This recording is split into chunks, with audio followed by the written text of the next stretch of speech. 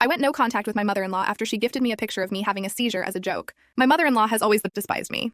When my husband and I first started dating, she spread false rumors about me in the community to make me an outcast, and even hired people she knew to come up to me on the street and berate me. There was one particularly nasty incident like this, after which I was sobbing in the stairwell of my now husband's apartment, and my husband's brother happened to be walking by. When he saw me, he revealed that his mother had set up an entire scheme to get rid of me. Her plan was to expose all my private secrets and family history to the community, then paint me out to be this horrible person, and this way I'd feel so worthless and rejected I would leave my husband. I worked up the courage to confront her, and when I did, she simply admitted it. She seemed proud of what she did, but disappointed that her plan failed. Not once did she apologize. My husband eventually convinced her to stop spreading rumors about me, and she agreed, deciding to make my life hell a different way. She started insulting me, yelling at me over trivial things, and even tried to control what I did. She'd call my husband to scream about me visiting places she didn't know, such as my friend's house. If my husband ignored her, she'd yell at me. I never felt safe around her. I developed an anxiety disorder and even developed functional neurological disorder because of her, leading to dozens seizures a day at one point. Having her as my mother-in-law was misery, and if my husband and I didn't love each other to the ends of the earth, I would have broken it off. But I didn't, and I paid the price for that on my wedding day. During my wedding brunch, she started yelling at me in front of the whole table because I was too stupid to remember she liked her croissants gluten-free,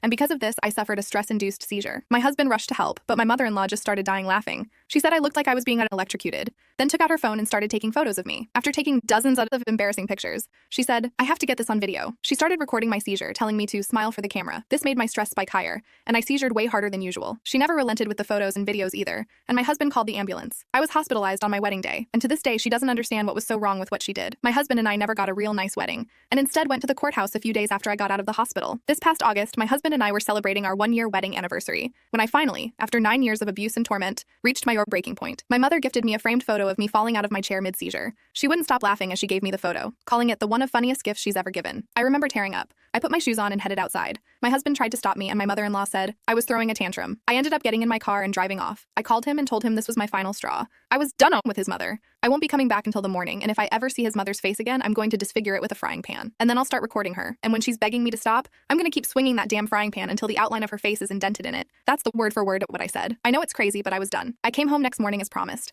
and my husband promised to never let his mother belittle me again. When I asked him through tears why it took this for him to see it, he said he only realized it himself last night after I yeffed. His mother still blamed me, saying my reaction was extreme, and my decision to cut her off was out of nowhere. She tried to persuade him to talk some sense into me when I get back. That's what made him realize. He said he kicked her out. He promised me things will be different. I want to believe him.